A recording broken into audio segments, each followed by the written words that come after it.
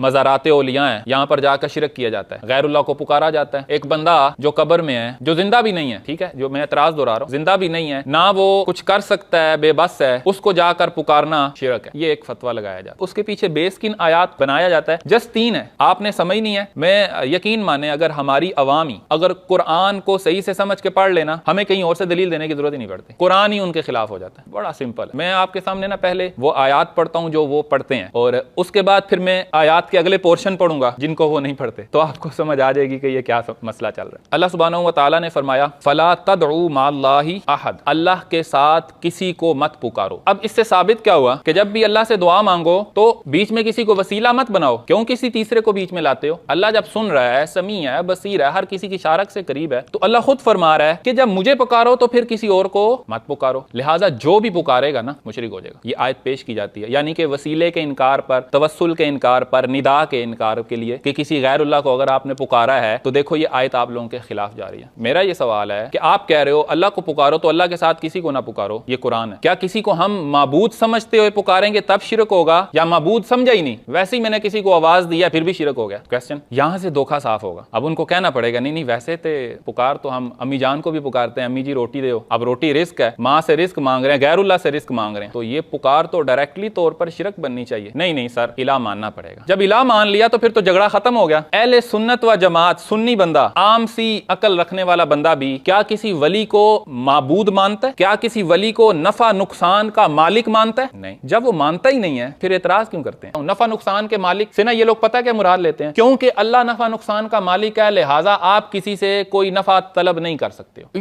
इन दो बातों का आपस में ताल्लुक ही नहीं है। एक बंदा जाकर डॉक्टर को कहता है जी मुझे शिफा दे दें, वो मेडिसिन देगा, उसको शिफा होगी, तो उसने डॉक्टर से नफा लिया ना, तो डॉक्टर ने उसको नफा दिया, तो क्या वो शिरक कर रहा है? आप किसी से नफा मांग भी रहे हैं ना, तो आपके ज़हन में ये इत्तेकाद होता है कि इस नफे और नुकसान का मालिक अल्लाह ही है। मुझे अगर बीमारी आई है तो भी मालिक अल्लाह की तरफ से आई है, अब मुझे शिफा अगर इसके जरिए मुझे देगा अल्लाह तो भी अल्लाह ही देगा ना। नफा नुकसान के मालिक होने का ये मतलब होता है। तो मैं बहरहाल अगर उनको फिर भी लगे नहीं नहीं दरअसल किसी को भी पुकारेंगे, अकली दलील अगर उनको नहीं समझ आती, तो कुरान में दूसरी जगह पर इसकी वजाहत आई है। अल्लाह फरमा रहा है, मैंने कहा ना कुरान ही अगर आगे से पढ़ लें तो काम साफ हो जाता है। अल्लाह फरमा रहा है, फला तदउ माअल्लाहि इलाहन आखर, अल्लाह के साथ किसी दूसरे इलाह को नहीं पुकारना। इतना ज्यादा मतलब उंगली पकड़ के चला दिया अल्लाह ने कि समझो बात क्या हुई है। उसके बावजूद में अगर जिद होना तो फिर वो जो कहते हैं हम कुरान को मानते हैं, ये वही कुरान मानते हैं जो लेकर आए थे ना खारजी सैयदना अली के मुकाबले में। वो सैयदना अली ने और सैयदना अमीर मुआविया रज़ियल्लाहु अन्हु ने हकम बनाया एक बंदे को, एक सहाबी रसूल को आपस में फैसला करने के लिए। तो वो खारजी कुरान उठा कर लाए, कुरान में आया कि अल्लाह के अलावा कोई हकम नहीं होता, अली तुमने बनाया तुम मुशरिक हो गए। चल भाई, शिरक की तलवार सैयदना अली पर, वो कुरान है जो उठाए फिरते हैं। बहरहाल कुरान से इस फतवे का कोई ताल्लुक नहीं है जो ये लगाए बैठे हैं। आगे चलते हैं, एक और आयत है, ये बड़ी मशहूर है। अल्लाह सुब्हानहू व तआला ने इरशाद फरमाया, वमन अदल्लु, और उससे बढ़कर कौन गुमराह है, मिम्मन यदउ मिन दूनिल्लाह, जो पुकारता है दूनिल्लाह को, अल्लाह के सिवा किसी को। ये दूनिल्लाह का वर्ड है ना, ये आप लोगों ने समझना है। आज दूनिल्लाह जिसको समझ आ गया कि दूनिल्लाह से क्या मुराद है, तो मेरा ख्याल है उसको फिर कोई बंदा पकड़ नहीं सकता, इस मामले में धोखा नहीं दे सकता। जिसने अल्लाह के सिवा यानी मिन दूनिल्लाह को पुकारा, उससे ज्यादा कौन गुमराह है। मन ला यस्तजीबु लहू इला यौमिल क़ियामा, जो क़यामत तक ना तो उसको सुनेंगे, वहुम अन दुआहिम गाफिलून, और वो उसकी पुकार से गाफिल। आयत है, जो बंदा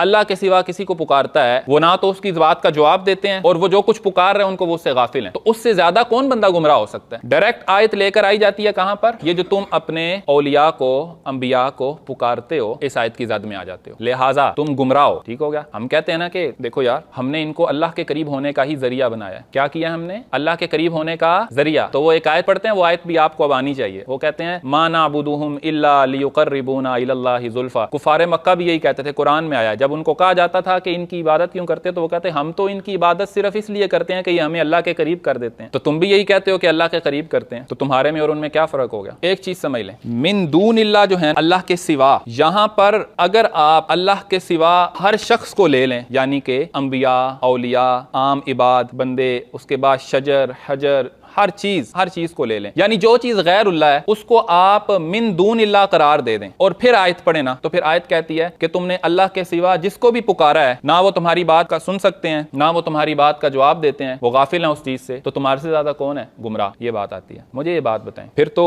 ये बात यहीं पर गलत साबित हो जाएगी। मैं गैरुल्लाह में ये यहाँ पर ये शरोज भाई को पुकारता हूँ, या शरोज भाई सुन रहे हैं, कुरान गलत हो गया, शरोज भाई तो सुन रहे हैं, यानी कि ये अल्लाह के शरीक हो गए हैं, क्योंकि अल्लाह सुन सकता है, ये भी सुन सकते हैं। बड़ी कमजोर तौहीद लेकर बैठे हुए हैं। मजबूत तौहीद ये है कि भाई यहां पर मिन दून इल्लाह से मुराद फिर आपको यही लेना पड़ेगा कि आप अल्लाह के अलावा किसी को इलाह समझकर पुकारें। आयत का अगला हिस्सा भी पढ़ते हैं ना, ये तो हमने तशरीह करके बता दी, कहेंगे नहीं जी नहीं है किवें कीता तुसी, आगे आ जाए। आयत का अगला हिस्सा यहां तक आयत वो सुना देंगे। अल्लाह फरमा रहा है वइदा हुशिरन नासु, और जब लोगों का हशर होगा, हशर के दिन अब उठाया जाएगा, कानू लहुम आदान, तो ये जिनको वो पुकारा करते थे ना ये उन्हीं के दुश्मन हो जाएंगे। हमारा क्या दावा है, मिन दून इल्लाह, अगर किसी को इबादत के लायक समझकर पुकारोगे तो मसला है। वो कहते हैं नहीं नहीं कोई भी है पुकारा तो मसला हो जाएगा, शिर्क हो जाएगा। अब वो देखें कुरान क्या कहता है, और जब लोगों का हशर होगा तो जिनको ये पुकारते थे ये उनके दुश्मन हो जाएंगे। वकानु बि इबादतिहिम काफिरीन, और जो ये लोग उनकी इबादत करते थे उसका इनकार कर देंगे। कुरान खुद कह रहा है कि ये इबादत करते थे। ओ भाई हम भी तो यही कहते हैं कि ये आयात जो हैं ये कुफारे मक्का के लिए थी, मुशरिकीन मक्का के लिए थी। मसला ये था कि वो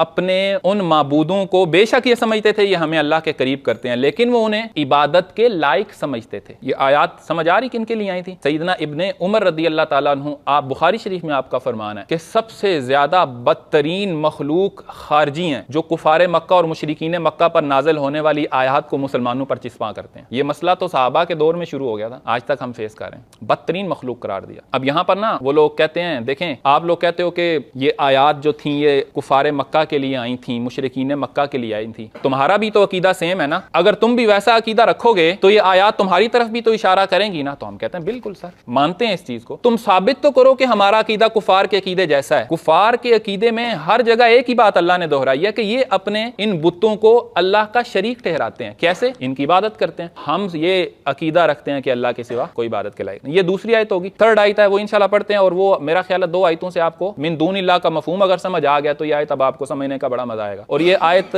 सबसे ज्यादा मशहूर है जो पढ़ी जाती है। कुल उदउल लज़ीना ज़अमतुम मिन दूनिही, और फरमाइए ए हबीब उदउल लज़ीना, पुकारो इन्हें, ज़अमतुम, जिनके बारे में तुम गुमान करते थे, मिन दूनिही, अल्लाह के अलावा उनको पुकारे जिनके बारे में आप गुमान करते थे। फला यमलिकूना कशफ़त दुर्रि अन्कुम वला तहवीला, ना तो वो तुमसे मुश्किल को दूर कर सकते हैं, वला तहवीला, और ना ही उसको फेर सकते हैं। ये जब हम निदा देते हैं ना तो वो कहते हैं पुकारो, ये अल्लाह कह रहा है पुकारो। ये ना तो मुश्किल दूर करने वाले हैं, ये इसलिए वजह से मुश्किल कुशा किसी गैरुल्लाह में किसी को कहने को ना, मुश्किल कुशा कहने को, गौस पाक कहने को, ये लोग शिरक कहते हैं कि देखो कुरान कह रहा है कि ये ना तो मुश्किल दूर करेंगे ना तुमसे फेर सकते हैं, तो तुम पक्के मुशरिक हो कुरान की इस आयत के तहत। जी उनको बोले सर अगली आयत पढ़ें, जरा बिस्मिल्लाह करें, अगली आयत स्टार्ट करें। अब अगली आयत सुनेंगे तो आपका सीना भी ठंडा हो जाएगा। अल्लाह फरमा रहा है उलाइकल्लज़ीना यदऊना, और यही वो लोग हैं, वो लोग जिनको ये पुकारते हैं, जिनको पुकारा जाता है ना। जैसे आपको पता है ना कुफारे मक्का जो थे वो जिन बुतों को बुत बनाकर पुकारते थे वो बेसिकली पुराने जमाने के नेक लोग थे। इसी तरीके से ये जो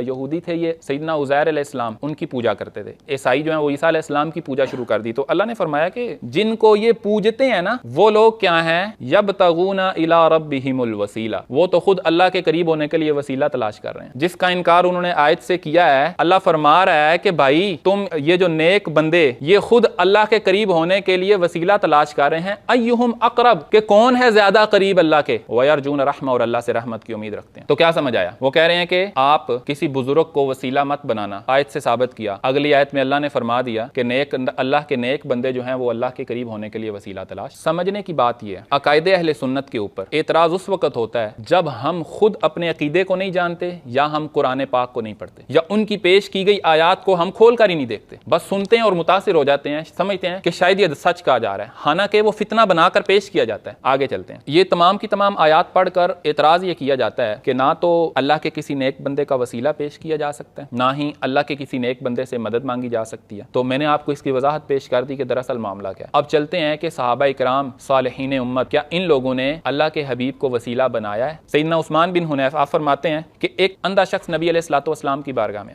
आकर अर्ज करने लगे, या रसूल अल्लाह मेरे लिए दुआ कीजिए मैं ठीक हो जाऊं। नबी अलैहिस्सलाम को फरमाना चाहिए था कि ये तो शिरक हो गया, तुम गैरुल्लाह के पास शिफा लेने आ गए हो, मैंने कोई अस्पताल तो नहीं खोला हुआ ना, ये तो वो अमूर नहीं है कि जो तुम डायरेक्ट मेरे से आकर मांगो, तुम्हें तो चाहिए कि अल्लाह के लिए दुआ करो अल्लाह ताला से। शिरक हो गया, पहले सबसे पहले तो कलमा पढ़ो, उसके बाद अगला मामला करते हैं। नहीं, हुजूर ने फरमाया अगर तू चाहता है तो मैं दुआ करता हूं, और अगर तू चाहे तो तू सब्र कर। और उसके बाद उसने अर्ज किया, या रसूल अल्लाह दुआ फरमा दीजिए। तो आका अलैहिस्सलाम ने उसको एक दुआ तालीम फरमाई, और ये जो दुआ है ना याद करनी है, क्योंकि जिस बंदे को ये दुआ याद है ना, एक तो उस बंदे का अकीदा भी ठीक है, दूसरा उसकी सारी दुआएं भी कबूल हों, क्योंकि ये तरीका अल्लाह के हबीब ने सिखाया। अल्लाह के हबीब ने इरशाद फरमाया, अल्लाहुम्मा इन्नी अस्अलुका व अतवज्जहु इलैका बिनबिय्यिका मुहम्मद नबी रहमा, अल्लाह मैं तेरे से सवाल करता हूँ और तेरी तेरी जानब मुतवज्जे होता हूँ तेरे रहमतों वाले नबी के वास्ते। क्या साबित हो गया? वसीला। अभी वो आयत से क्या साबित कर रहे थे? अल्लाह के साथ किसी को मत पुकारो, और यहीं से मामला साफ हो गया कि किसी को इलाह समझकर मत पुकारो, अल्लाह का नेक बंदा समझकर उसका वसीला पेश करना। तो ये तो हुजूर ने खुद तालीम दिया। फिर आगे हुजूर ने इरशाद फरमाया कि आपने ये कहना, या मुहम्मद इन्नी अतवज्जहु बिका इला रब्बी फी हाजती। दुआ के अंदर हुजूर को पुकारा, या रसूल अल्लाह मेरी हाजत में अपने रब से दुआ करें ताकि अल्लाह मेरी हाजत कबूल फरमाए। ऐ अल्लाह तू मेरे मामले में मेरे नबी की शफात को कबूल फरमा। ये हुजूर ने दुआ इरशाद फरमाई। अकीदा साफ हुआ कि नहीं? इन लोगों ने कहा कि निदा नहीं देनी, निदा देंगे तो शिरक हो जाएगा। मेरे नबी ने निदा देना सिखाया। जिस बंदे को चाहिए कि उसकी दुआ कबूल हो तो हुजूर ने फरमाया कि इस तरह दुआ मांगो। क्या क्लियर हुआ? तवस्सुल भी क्लियर हो गया, निदा देना भी क्लियर हो गया। एक और चीज भी ज़हन में रखें अकीदे के हवाले से, अल्लाह के अलावा किसी से दुआ नहीं मांग सकते। दुआ किससे है? अल्लाह से। अगर आप अल्लाह के अलावा किसी से मांगेंगे तो वो दुआ नहीं कहलाएगा, वो सवाल कहलाएगा, मदद कहलाएगा। दुआ सिर्फ अल्लाह से है, क्योंकि दुआ इबादत है। इसलिए जब भी आप किसी को माबूद समझकर पुकारते हैं तो वो दुआ है, और वो अल्लाह ने मना किया। और जब भी आप किसी को माबूद नहीं समझ रहे, अल्लाह का बंदा समझकर उसको बुलाते हैं तो वो दुआ नहीं करार पाता, लिहाजा वो शिरक भी नहीं करार पाता। ये जिस तरह हुजूर ने सिखाया। अच्छा, ये फिर ना यहाँ पर एक धोखा दिया जाता है। देखे ना जी, उस वक्त नबी अलैहिस्सलाम जिंदा थे तो उस वक्त तो ठीक था, अब तो आप पर्दा फरमा गए हैं तो अब तो नहीं मांगी जा सकती। सैयद इमाम फखरुद्दीन रज़ी अल्लाह ताला अन्हु आप फरमाते हैं तो ये तो फिर